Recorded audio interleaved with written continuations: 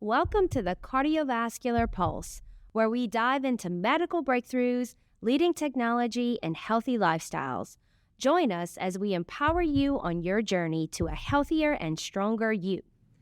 Joining us today, we have Dr. Matthew Finn. Dr. Finn is an interventional cardiologist for Cardiovascular Institute of the South in Houma and Raceland. Welcome, Dr. Finn. Thanks for having me. Thanks for having me in the studio.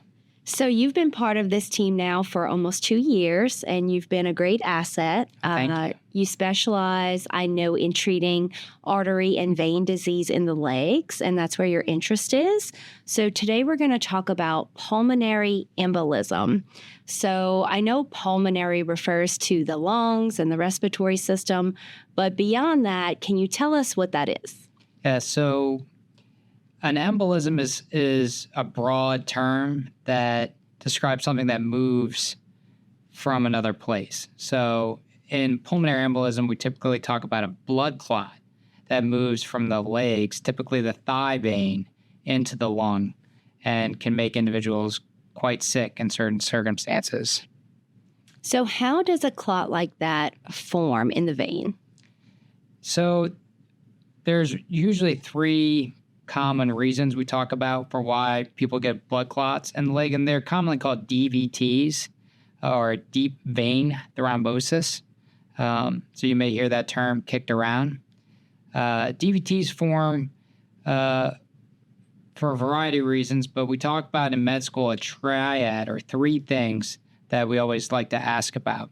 The first is stasis. So long trips, travel, generally over 3 hours, where you're sitting in one place, long plane flights, things like that, can lead to decreased blood flow in the legs and then lead to a blood clot. 2 is trauma. So an injury to the leg or a surgical procedure that immobilized the patient, that can lead to blood clots as well. And then 3rd is increased risk of blood clotting due to another circumstances. That's called hypercoagulability, or high risk of clotting. Some conditions that can cause hypercoagulability would be cancers, or family genetic problems that lead to clotting. Okay. What would a patient experience? What would they feel in their legs if they have this? And how do they know what to do if they're feeling these symptoms? Yeah, so it's a great question. So with the blood clot, you may experience nothing. And some people have old blood clots that they may or may not have known about. And you may not have acute or rapid onset symptoms. But in the typical case, you get swelling in one leg and not the other. You can get redness, or the leg can turn a darker shade or even a bluish color. So those main symptoms. And then you can also get pain, stiffness in the leg, or trouble walking. When a patient presents with these symptoms, how do you go about diagnosing and treating this? And so for DVTs, or leg blood clots, DVTs can also happen outside the legs, but for our conversation today, they're most commonly in the legs.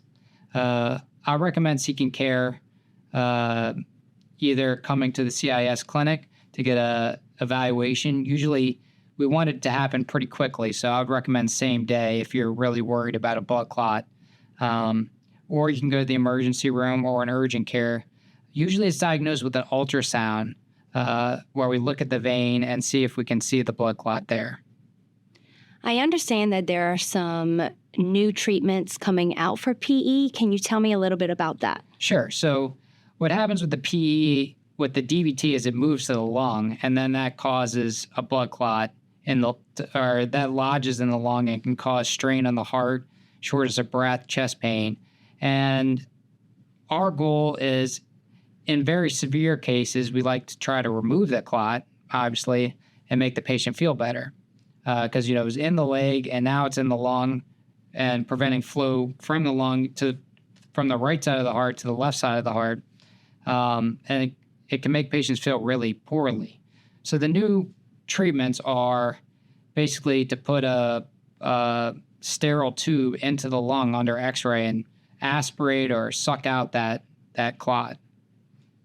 and patients can have an immediate benefit from this. I would assume also that the recovery time is faster. Yeah, so many of these patients don't need to go to the ICU, even if they were very sick and would have been headed to the ICU before the procedure. Afterwards, they frequently can go to a regular floor. That's how much improvement we see. It's amazing how the technology really improves the level of care we're able to provide. Yeah, it's very exciting. And we've been working hard to move the field forward for many years. We started with clot-busting drugs, and then we used catheters to deliver clot-busting drugs to the lung directly. And now we've moved to just sucking the clot out. And it seems like with each step, we're getting further and further improvements in our treatments. That's amazing. So what is it about this particular condition that interests you in treating it? I think the need for progress is what drew me to it, and also the exciting technologies that were coming out when I was going through training. It's really an exciting time in pulmonary embolism care. So I think many people, and I'm not alone in this, in the cardiology community, are excited about these technologies and what we can offer to patients to help them. It's really a breakthrough for patients who may be suffering from these conditions, especially a condition that's so prevalent in our area here in South Louisiana. Right. So if someone is feeling maybe some swelling in their leg, they have a concern and they go to the hospital, what can they expect? Yeah, so for a blood clot in the leg, well, usually they'd be admitted through the ER, come into the ER and do an ultrasound of the leg. Depending on the size of the clot and the swelling, you may be placed on a blood thinner in the ER and sent home if the swelling and symptoms are relatively minor. If they're more serious, you could be admitted to the hospital, put on a blood thinner drip, and then we may talk about trying to remove that clot to prevent swelling in the leg in the future. That's called post-thrombotic syndrome, where the leg can be swollen for a long period of time. That's why we encourage patients to come seek care early on, is so we can make a decision whether or not we need to try to remove the clot from the leg. If there's concern that the clot traveled to the lung, for example, pulmonary embolism, then patients typically experience chest pain, shortness of breath, difficulty walking, and that's quite concerning. So obviously we want patients to come to the ER in that scenario. And then what to expect when you get to the ER for that, we would typically do a number of tests. Foremost is a CT scan. There's blood work that's very helpful for us in diagnosing and managing pulmonary embolism. And then we also like to do an echo or an ultrasound of the heart to see how the heart's functioning, see if there's any strain on that right side of the heart, which pumps blood to the lung.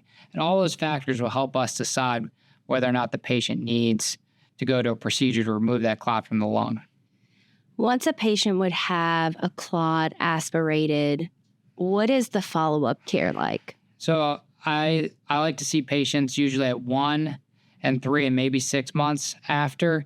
And we usually repeat an ultrasound around 3 months. We may repeat a CT scan or what's called a ventilation perfusion scan, just to see if there's any clot left that could put patients at risk for a longer-term condition or high blood pressure in the lungs.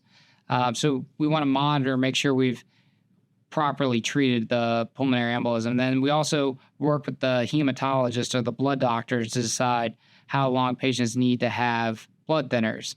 And lastly, we try to figure out a cause, like we talked about with that triad from before. Like, why did these patients develop a blood clot in the leg or the lung? And is there a modifiable risk factor that we can treat? Sure, that makes sense. Yeah.